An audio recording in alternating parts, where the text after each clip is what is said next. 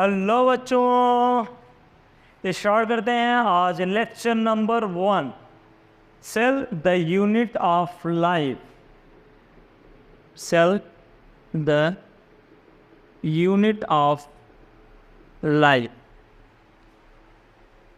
अगर हम अपने आसपास देखें तो we all are surrounded by living and non living things. अगर हम अपने आसपास देखें तो हम क्या हैं, लिविंग और नॉन लिविंग थिंग्स से सराउंडेड है, घिरे हुए हैं। तो ऐसी कौन सी चीज़ है जो एक को लिविंग बना रही है और दूसरे को नॉन लिविंग, या ऐसी वो कौन सी चीज़ है जो लिविंग के पास होती है और नॉन लिविंग के पास नहीं होती? तो इसका आंसर क्या है? सेल। क्योंकि जितने भी लिविंग ऑर्गेनिज्म हैं, सारे लिविंग ऑर्गेनिज्म किसके बने होते हैं? सेल के बने होते हैं। ठीक है, यानी अगर कोई लिविंग ऑर्गेनिज्म है तो उसके पास क्या होगा? सेल होगा। ठीक है, यानी सेल क्या है? कंपलसरी है। अब होता क्या है कि कुछ ऑर्गेनिज्म जो है वो सिंगल सेल के बने होंगे। ठीक है, कुछ ऑर्गेनिज्म सिंगल सेल के बने होंगे तो उन्हें हम क्या बोल देंगे? यूनिसेलुलर। और कुछ ऑर्गेनिज्म क्या है, बहुत सारे सेल से मिलके बने होंगे तो उन्हें हम नाम क्या देंगे? Multi cellular. ठीक है, अब यहाँ पे अगर हम देखें तो हम लोग क्या है? मल्टी सेलुलर ऑर्गेनिज्म हैं। क्या हम लोगों का फ्री एग्जिस्टेंस है? हम लोगों का फ्री एग्जिस्टेंस है, यानी हम लोग किसी पे डिपेंड नहीं है। ठीक है, अपना आराम से खा पी रहे हैं हम, ठीक है, मज़े में लाइफ कट रही है, यानी हमारा फ्री एग्जिस्टेंस है। ऐसा नहीं है कि जब हम किसी से अटैच होंगे तभी हम लिविंग होंगे और उससे हटेंगे तो नॉन लिविंग हो जाएंगे, ऐसा नहीं होता। हमारा क्या फ्री एग्जिस्टेंस है। साथ ही साथ हम क्या कर रहे हैं? सारे इसेंशियल फंक्शन को भी परफॉर्म कर रहे हैं, जैसे एक्सक्रीशन हो गया, सिक्रीशन हो गया, डाइजेशन हो गया, लोकोमोशन हो गया। तो कह रहे हैं कि जैसे मल्टी सेलुलर ऑर्गेनिज्म का फ्री एग्जिस्टेंस होता है और ये इसेंशियल फंक्शन को परफॉर्म करते हैं, वैसे ही हमारा जो यूनिसेलुलर ऑर्गेनिज्म होते हैं, ठीक है, इनका भी फ्री एग्जिस्टेंस होता है। ठीक है, यहाँ पे भी फ्री एग्जिस्टेंस क्या होता है? पॉसिबल है। जैसे अगर बैक्टीरिया को देख लो, ईस्ट को देख लो, ये सब क्या है? यूनिसेलुलर ऑर्गेनिज्म है और इन सब का फ्री एग्जिस्टेंस है। ठीक है, साथ ही साथ ये क्या करते हैं? Also perform all essential function. और ये क्या कर रहे हैं? सारे एसेंशियल फंक्शन को भी परफॉर्म कर रहे हैं, like the multi cellular organism. ठीक है, मल्टी सेलुलर ऑर्गेनिज्म की तरह। लेकिन अगर मैं वायरस की बात करूं, तो वायरस का जो फ्री एग्जिस्टेंस है वो पॉसिबल नहीं है। ठीक है, इसका फ्री एग्जिस्टेंस जो है नॉट पॉसिबल। ठीक है, पॉसिबल नहीं है। जब तक ये किसी लिविंग ऑर्गेनिज्म के अंदर है तब तक तो ये एक लिविंग ऑर्गेनिज्म की तरह बिहेव करेगा, लेकिन जैसे ये लिविंग ऑर्गेनिज्म के बाहर आएगा ये क्या हो जाएगा? नॉन लिविंग ऑर्गेनिज्म की तरह बिहेव करने लगता है। ठीक है, इसीलिए इसे क्या कहा जाता है? लिंकेज कहा जाता है, यानी कड़ी कहा जाता है लिविंग और नॉन लिविंग के बीच की। यानी अगर हमें लाइफ एक्टिविटी, ठीक है, परफॉर्म करनी है या फ्री एग्जिस्टेंस यानी लाइफ अगर शो कराना है तो कम से कम एक स्ट्रक्चर का होना ज़रूरी है, एक सेल का होना ज़रूरी है। ठीक है, इसीलिए सेल को कहा जाता है structural and the functional unit of life, यानी जो लाइफ की सबसे छोटी यूनिट है। ठीक है, वो तुम्हारी क्या? जैसे अगर मैं इस मकान की बात करूँ, इस दीवार की बात करूँ, तो इस दीवार में क्या है कि ईंट सबसे छोटी यूनिट है। ईंट ईंट ईंट ईंट लगती गई, तुम्हारा क्या बन गई? दीवार बन गई। तो इसके लिए स्ट्रक्चरल और फंक्शनल यूनिट क्या होगी? तुम्हारी ईंट हो गई। इसी तरह अगर लिविंग ऑर्गेनिज्म की बात करें तो लिविंग ऑर्गेनिज्म की स्ट्रक्चरल और फंक्शनल यूनिट क्या होगी? तो सेल होगी, क्योंकि सेल है तभी तुम्हारी लाइफ पॉसिबल है। ठीक है, और अगर एक सेल से कम स्ट्रक्चर है तो वहाँ पे फ्री एग्जिस्टेंस यानी लाइफ पॉसिबल नहीं है। ठीक है, अब अगर हम सेल की बात करें तो सेल को सबसे पहले डिस्कवर किया था रॉबर्ट हुक ने। सेल को सबसे पहले किसी ने डिस्कवर किया था? रॉबर्ट हुक ने। लेकिन रॉबर्ट हुक ने जिस सेल को डिस्कवर किया था वो तुम्हारे क्या थी? डेड सेल थी। और ये काम उन्होंने कब किया था? 1665 में। ठीक है, तो रॉबर्ट हुक, ठीक है, कब की बात है? 1665। Dead cell. कैसे सेल थी? ब्लड सेल थे। और इन्होंने इस सेल को कहाँ पे देखा था? कॉर्क में। कहाँ पे देखे थे? कॉर्क में।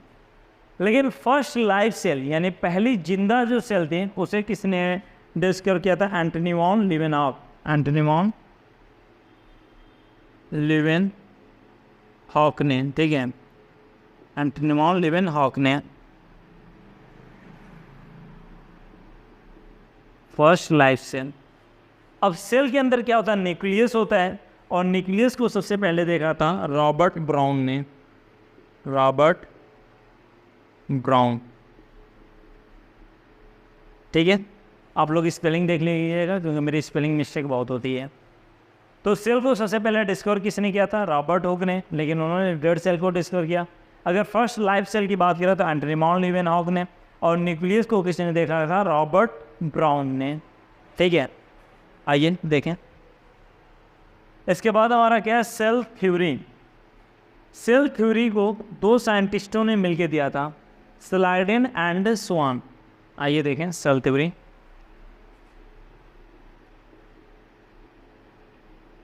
सेल थ्योरी को किसने दिया था?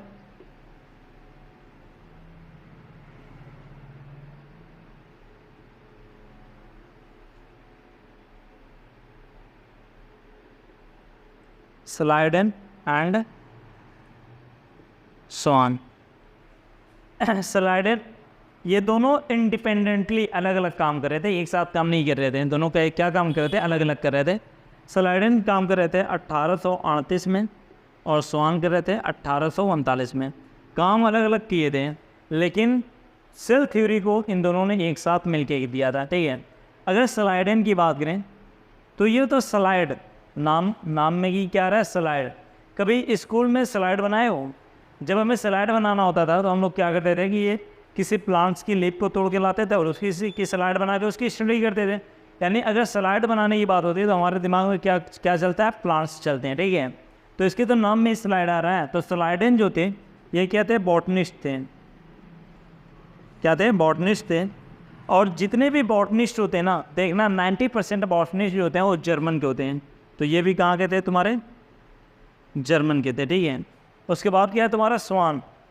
स्वान माने क्या होता है? हंस, या स्वान माने क्या होता है? कुत्ता। हंस भी होता है और कुत्ता भी होता है। तो स्वान, हंस या कुत्ता जो है ये क्या एनिमल है? तो स्वान तुम्हारे क्या थे?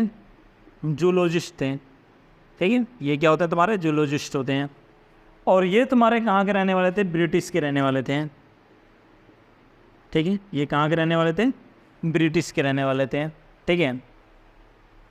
अब हुआ क्या कि स्लाइडेन ने क्या किया? डिफरेंट टाइप्स के प्लांट्स की, यानी अलग अलग प्लांट्स की स्टडी की। तो इन्होंने देखा कि जितने भी प्लांट्स हैं ना, सारे के सारे प्लांट डिफरेंट टाइप्स की सेल से मिलके बने हुए हैं, ठीक है। इन्होंने क्या देखा कि जितने भी प्लांट्स हैं सारे के सारे प्लांट्स किससे मिलके बने हुए हैं? सेल से मिलके बने हुए हैं, जिनकी आउटर मोस्ट कवरिंग जो है वो क्या है? सेल वॉल है। क्या है? सेल वॉल है।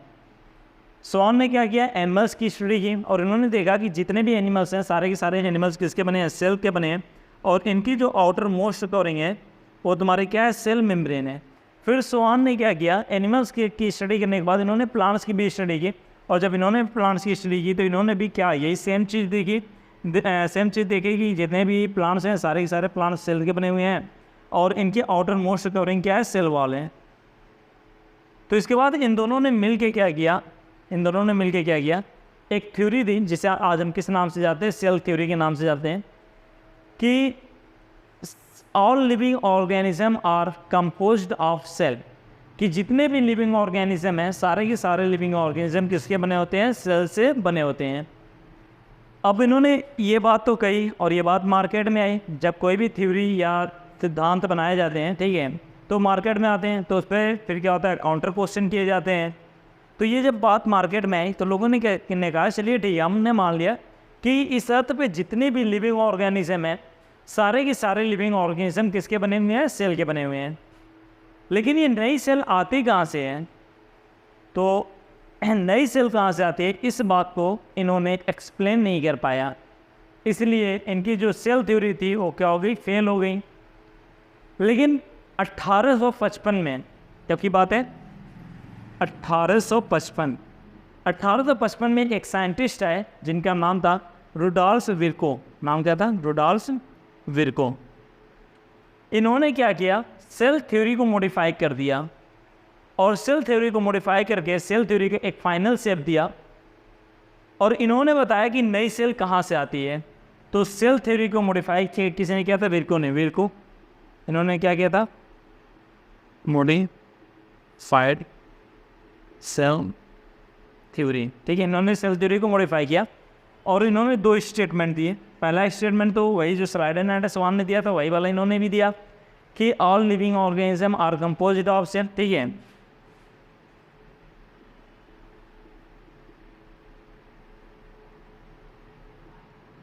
All living organism composed of cell, ठीक है। पहली पॉइंट तो वही वाली हो गई। दूसरी पॉइंट इनकी क्या थी? New cell comes from pre existing cell.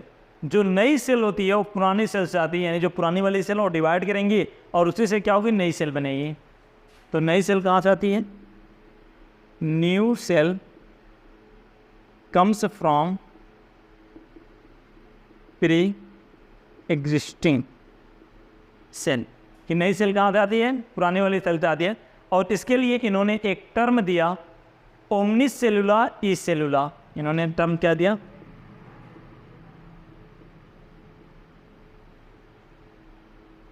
Omni सेलुला ई सेलुला, ठीक है। जिसका मतलब क्या है? New cell comes from pre existing cell, ठीक है। नोट कर लीजिए। अब इसके बाद देखते हैं एन ओवरव्यू ऑफ सेल, यानी एक सेल का ओवरव्यू देखते हैं।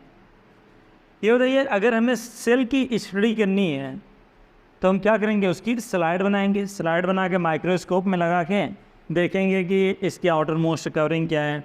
फिर सेल के अंदर जाएंगे, देखेंगे सेल के अंदर क्या क्या है, किस तरीके से लगे हुए हैं, क्या सारे सेल के अंदर एक ही जैसी चीज़ें होती हैं या अलग अलग होती हैं, ठीक है।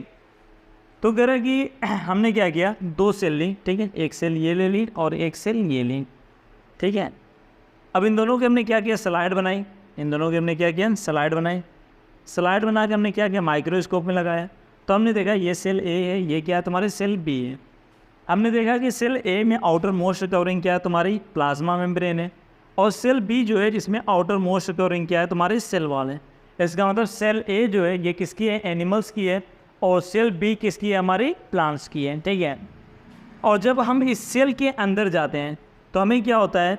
एक dense double membrane bond structure मिलता है। कैसा?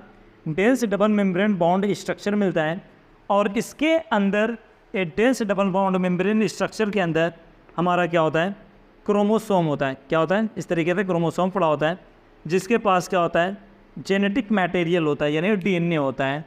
और इस डेंस स्ट्रक्चर को हम नाम क्या देते हैं? न्यूक्लियस। नाम क्या दिया जाता है? न्यूक्लियर। अब कुछ ऑर्गेनिज्म यानी कुछ सेल के पास तो ये स्ट्रक्चर यानी न्यूक्लियस प्रेजेंट था, ठीक है। ये तुम्हारा क्या है? न्यूक्लियस। कुछ के पास ये न्यूक्लियस प्रेजेंट था और कुछ सेल में ये न्यूक्लियस क्या था? एब्सेंट था। तो जहाँ पे न्यूक्लियस तुम्हारा प्रेजेंट होगा ऐसे सेल को हम क्या कहते हैं? यूकैरियोट। क्या कहा जाता है? यूकैरियोट। और जहाँ पे ये तुम्हारा एब्सेंट होता है उसे हम क्या बोलते हैं? प्रोकैरियोट्स, ठीक है। उसे हम क्या बोलते हैं? प्रोकैरियोट्स। अब यूकैरियोट्स हों या प्रोकैरियोट हों, चाहे हम यूकैरियोट सेल की बात करें या प्रोकैरियोट सेल की बात करें, सेल मेम्ब्रेन से जब अंदर इंटर करोगे तो एक सेमी सॉलिड फ्लूइड मैट्रिक्स मिलता है। यानी यहाँ पे क्या होता है? लिक्विड पार्ट भरा होता है, जिसे हम क्या बोलते हैं? साइटोप्लाज्म। क्या बोला जाता है? साइटोप्लाज्म। और इसी साइटोप्लाज्म के अंदर क्या होती है? मैक्सिमम यानी जितनी भी रिएक्शन चलते हो कहाँ पे चलती हैं? इसी साइटोप्लाज्म के अंदर चलती हैं। इसीलिए साइटोप्लाज्म को कहा जाता है एरिना ऑफ द सेल, यानी सेल के युद्ध का मैदान है। यानी जितनी भी तुम्हारी मेटाबॉलिक रिएक्शन होती है वो कहाँ पे चलती हैं? साइटोप्लाज्म के अंदर चलती हैं। इसीलिए साइटोप्लाज्म को क्या कहा जाता है? एरिना ऑफ द सेल कहा जाता है। अब होता क्या है कि हम प्रोकैरियोट्स की बात करें या यूकैरियोट्स की बात करें। यूकैरियोट्स हैं तो यूकैरियोट्स के पास क्या होगा? न्यूक्लियस होगा। यूकैरियोट्स में क्या होता है? तुम्हारे न्यूक्लियस होते हैं। न्यूक्लियस के साथ साथ इनके साइटोप्लाज्म के अंदर बहुत सारे मेम्ब्रेन बाउंड ऑर्गेनेल्स होते हैं, ठीक है। यहाँ पे क्या होता है तुम्हारे, बहुत सारे मेम्ब्रेन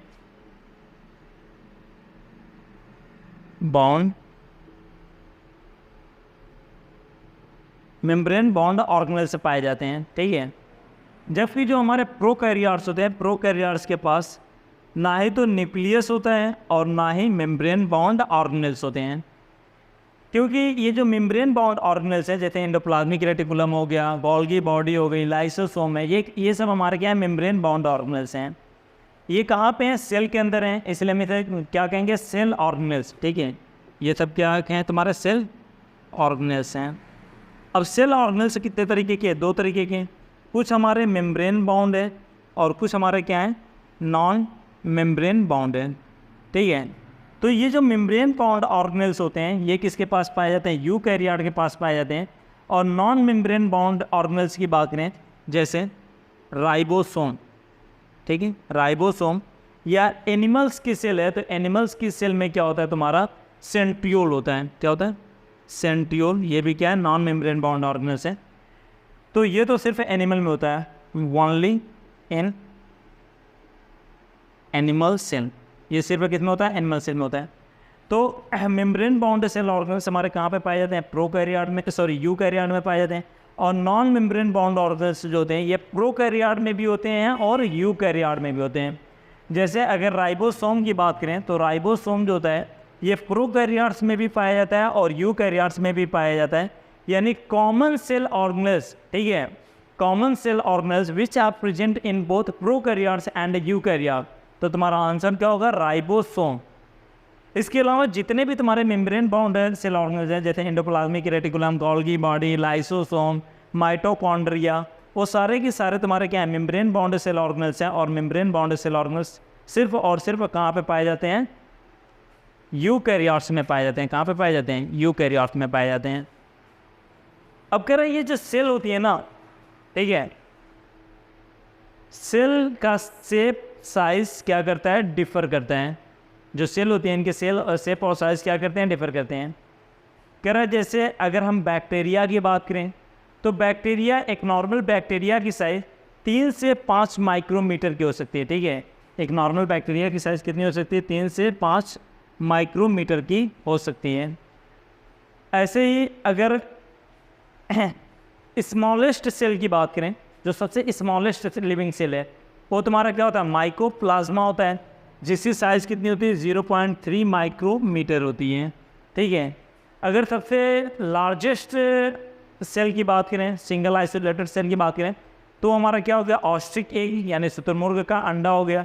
अगर ह्यूमन के आरबीसी की बात करें, तो ह्यूमन की आरबीसी जो होती है, उसका डायमीटर कितना होता है, 7 माइक्रोमीटर। कितना होता है, 7 माइक्रोमीटर होता है, ठीक है। अगर ह्यूमन की बॉडी में लॉन्गेस्ट सेल की बात करें, तो हमारी बॉडी के अंदर जो लॉन्गेस्ट सेल होती है, वो क्या होती है, नर्व सेल होती हैं। यानी जो सेल होती है ना, ये इनके सेल, यानी जो सेल होती हैं, उसका शेप और साइज़ क्या करता है, वेरी करता है। यानी अलग अलग शेप की होती हैं और अलग अलग साइज़ की होती हैं। जैसे देख लो, अलग अलग साइज़ हो गई। अब जो शेप होता है, वो सेल के फंक्शन पे डिपेंड करता है, ठीक है, क्योंकि जैसा काम होगा वैसा ही क्या होता है, शेप भी होता है, ठीक है। आई होप इतना समझ में आ गया होगा। आप इसे देख लीजिए। अब इसके बाद मिलते हैं नेक्स्ट लेक्चर में। Okay, bye.